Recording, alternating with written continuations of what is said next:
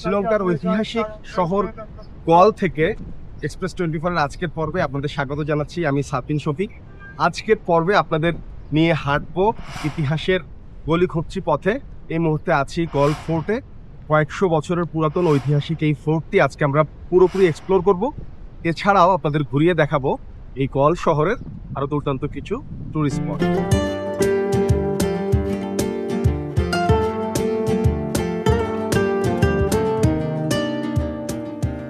1505 সালে একটি ছোট দুর্গ নির্মাণের মাধ্যমে ডাচদের হাত দিয়ে এই দুর্গের সূচনা হয়, গোড়াপত্তন হয়। এরপর 1640 সালে পর্তুগিজরা এসে সেই ডাচদের এখান থেকে সরিয়ে দেয়, পরাজিত করে। তারপর তারা এই দুর্গের মালিকানা বুঝে পায়। আর ব্রিটিশরা এখানে যাত্রা শুরু করে 1796 সালে। তাদের হাত ধরে পর্তুগিজরা পরাজিত হয় এবং এখান থেকে চলে যায়। তারপরে কিন্তু এই দুর্গের মালিকানা বা এই ফোর্টের মালিকানা ব্রিটিশদের হাতে চলে যায়। তবে প্রতিটি সময়ে অর্থাৎ ডাচ, পর্তুগিজ এবং ইংলিশ সবার সময় কিন্তু কিছু কিছু সংযোজন বিয়োজন হয়েছে, পরিবর্তন হয়েছে, কিছু কিছু জিনিস নতুন করে সংযুক্ত হয়েছে। তবে 3 সময়ের ইতিহাস ধারণ করে আছে কিন্তু এই ফোর্ট। এর এক একটা কোণা ঘুরলে এক একটা রকম ইতিহাস আপনার চোখে পড়বে, এক এক রকম গল্প আপনাদের সামনে ধরা।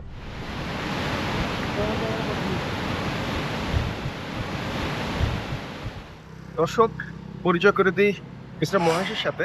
মিস্টার মহেশ আমাদের এই 100 বছরের পুরাতন দুর্গটি ঘুরিয়ে দেখাবে। এর বিভিন্ন জায়গায় যেসব কাহিনী জড়িয়ে আছে, যেসব গল্প জড়িয়ে আছে, সেগুলো আমরা তার কাছ থেকে আসতে শুনি।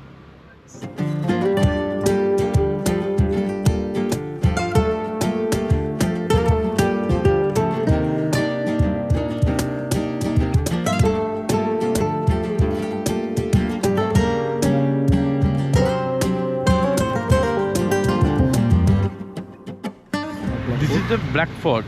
This is the first built the fort. Then after Dutch people, after the English people. First Portuguese people built the fort there.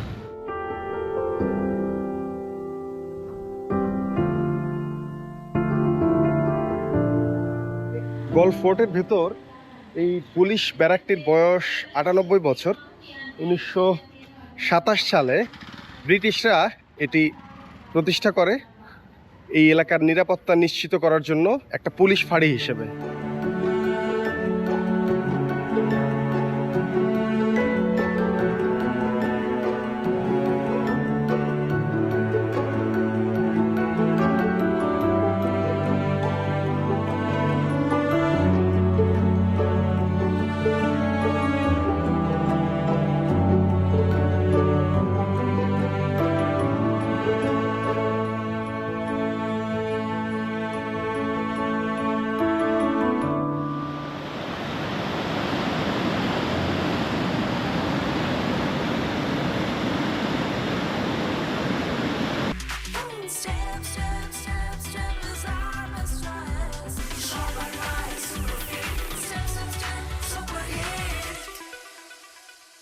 গলের এই ডাচ ফোর্ট নিয়ে একটা ইন্টারেস্টিং কথা প্রচলিত আছে।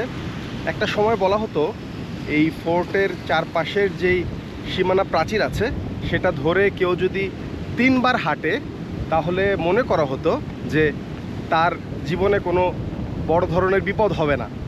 যদিও বোঝাই যায় পুরোটাই প্রচলিত কথা।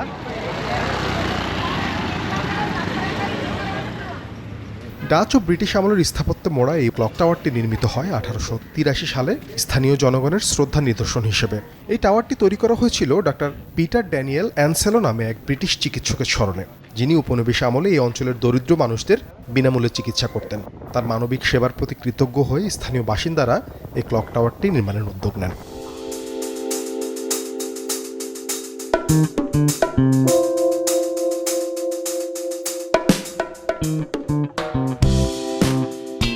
This is the English people build the clock tower.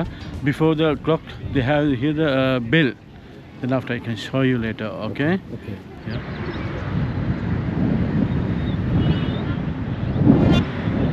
গলের Dutch ফোর্টের ক্লক টাওয়ার যেটি আছে তার পাশেই কিন্তু Galle international stadium. Galle international stadium সম্পর্কে আপনারা যারা বাংলাদেশের খেলার সম্পর্কে টুকটাক খোঁজ খবর রাখেন, ক্রিকেট খেলা, তারা জানেন। আমার সাথে আমার সহযাত্রী যে রনি ভাই আছে, রনি ভাই একজন ক্রিকেট জার্নালিস্ট এবং তার কাছ থেকে মাঠের বেশ কিছু ইন্টারেস্টিং তথ্য শুনছিলাম।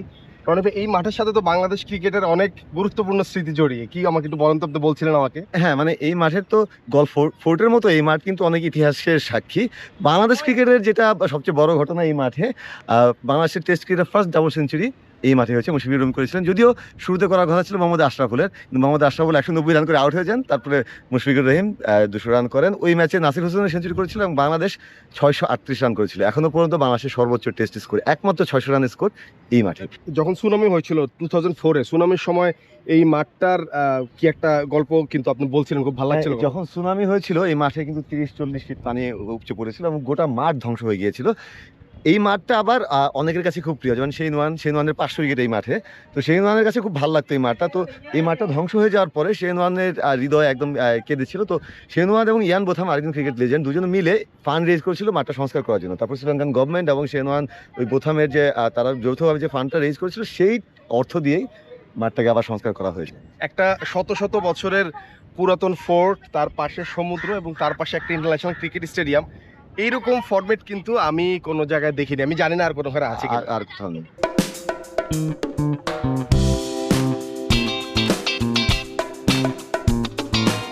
চৌধুরী, হ্যাঁ। কি মনে হচ্ছে, কেমন লাগতেছে ফোর্ট? বেশ ভালো। এটা একটা ওই যে রবিনহুড টাইপের যেই মানে গ্রামগুলো ছিল না, প্রকৃতি থেকে বাইরে, মানে জাস্ট আলাদাভাবে ওরা থাকা।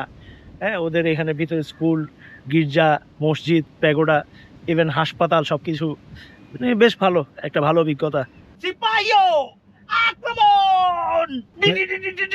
আপনি কাকে আক্রমণ করতেছেন? ওই যে শত্রুপক্ষ। এই গল্ফ ফোর্টকে ইউনেস্কো 1988 সালে ওয়ার্ল্ড হেরিটেজ সাইট হিসেবে ঘোষণা দেওয়া হয়। তবে একটি ইন্টারেস্টিং তথ্য হচ্ছে, পর্তুগিজদের কিছু বংশধর শত শত বছর পরেও এখানে এখনও এই ফোর্টের মধ্যে বসবাস করে এবং এই ফোর্টটা ইতিহাসকে ধারণ করে রেখেছে। এটা যেমন ছিল তার মতো এর অন্যতম কারণ হচ্ছে UNESCO world heritage site. UNESCO world heritage site চাইলেই আপনি সংযোজন, বিয়োজন বা স্থাপনা নির্মাণ করতে পারবেন না। এর পাশাপাশি শ্রীলঙ্কা গভর্নমেন্টও খুবই স্ট্রিক্টলি মেনটেন করেছে যেন এটা সঠিকভাবে সংরক্ষিত থাকে, যেন পরবর্তী প্রজন্ম বা আমরা যারা দেখছি তারা যেন ঠিক যেই আগে যেমন ছিল সেই ফিলটা পাওয়া যায়।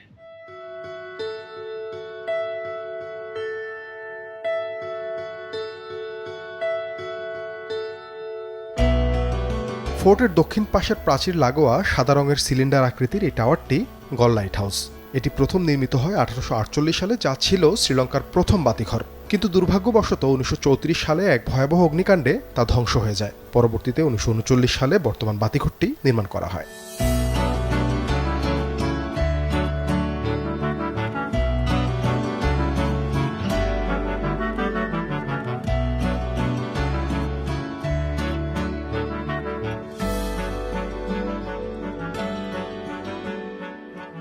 This is the first library in here. 1832 established in here. Established. Okay. 1832. This is the oldest library in Sri Lanka. First one. Okay. First one. Okay. Dutch church. They are the bodies inside, like a cemetery. Still to work every Sunday. Still to work. This is the Christian one. Okay. Galle ফোর্টের ভেতর দুটি গির্জা আছে, যার একটি ডাচদের বানানো আর একটি ইংরেজদের। এটি হচ্ছে ইংরেজদের বানানো অল সেন্টস চার্চ। 1868 সালের অক্টোবর মাসে এর ভিত্তিপ্রস্তর স্থাপন করা হয় আর এর মাত্র 3 বছর পর 1871 সালের ফেব্রুয়ারিতে গির্জাটি আনুষ্ঠানিকভাবে উদ্বোধন করা হয়। গির্জাটির স্থাপত্যে আছে ভিক্টোরিয়ান গথিক রিভাইভালের ছোঁয়া। ভেতরকার পরিবেশে মনে হবে ইতিহাস এখানে থেমে আছে শত বছর আগে।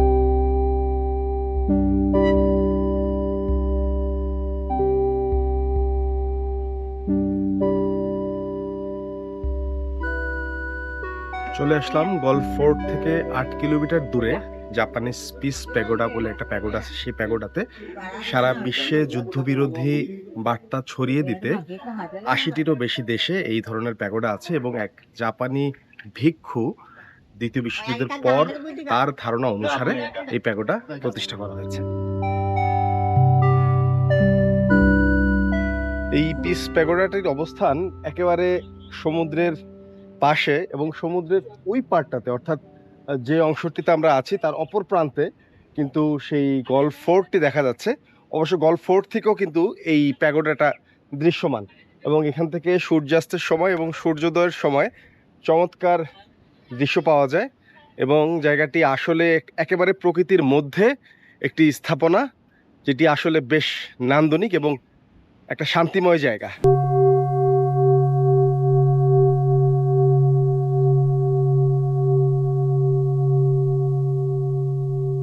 মঙ্গল দ্বীপে জেলে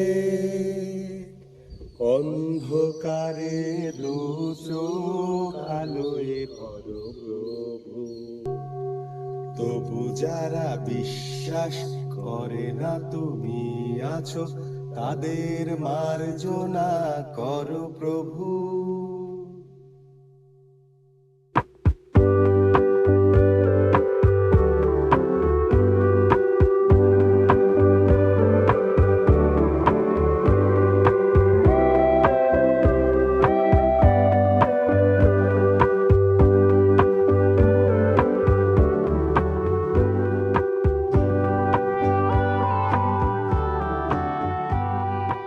জাপানি পিস প্যাগোডার ঠিক নিচেই 200 মিটার দূরে চমৎকার প্রকৃতির কোলে একটি বিচ আছে, নাম হচ্ছে জাঙ্গল বিচ। চলে আসলাম সেই বিচটি দেখার জন্য। বিচটি সাইজে ছোট কিন্তু খুবই চমৎকার একটি প্রাকৃতিক পরিবেশের মধ্যে এর অবস্থান।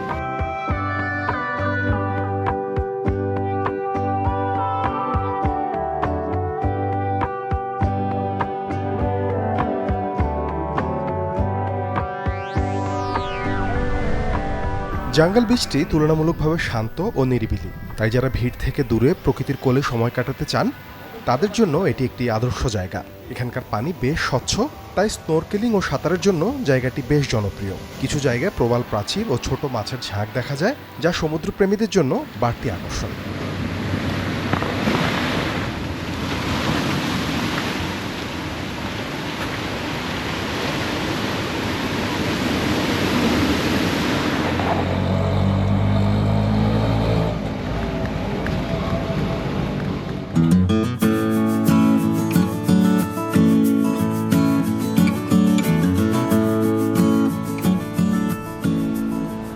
পুরো গলের একটা পাশ জুড়ে সমুদ্র।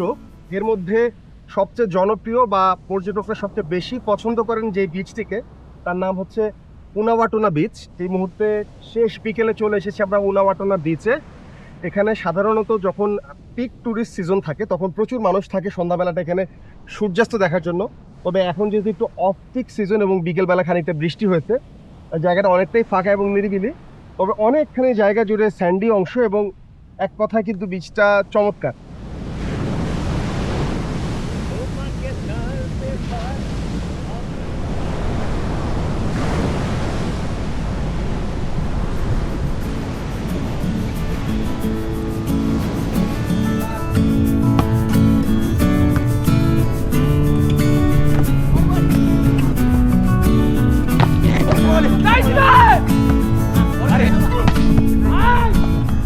এই উনাওয়াটুনা বিচের অবস্থান, আমরা যেই পোর্টে গিয়েছিলাম পোর্ট থেকে 8 থেকে 9 কিলোমিটার দূরে এবং কিছুক্ষণ আগে যেই টেম্পল ঘুরে আসলাম, টেম্পল থেকে 2.5 কিলোমিটার দূরে অবস্থান। এবং এর আশপাশেও কিন্তু চমৎকার অ্যাকোমোডেশন আছে। আপনারা যদি চান নিরিবিলি সমুদ্রের পাড়ে থাকার কোনো জায়গা, সেটাও কিন্তু সম্ভব এই বিচের আশপাশে। এই কুকুরটা সম্পর্কে আপনার ওপিনিয়ন কি? একটা উপকূলীয় কুকুর এবং খুবই পর্যটক বান্ধব কুকুর। আমাদের সঙ্গে আসছে, খেলাধুলা করার চেষ্টা করছে, আমরা ওকে আদর যত্ন করছি। এই যে দর্শক, আপনারা যারা উপকূলীয় কুকুর সম্পর্কে ধারণা নেই তারা দেখে নিন। এই যে এটা হচ্ছে উপকূলীয় কুকুর। উপকূলীয় অঞ্চলে শুধু তারা দেখা যায়।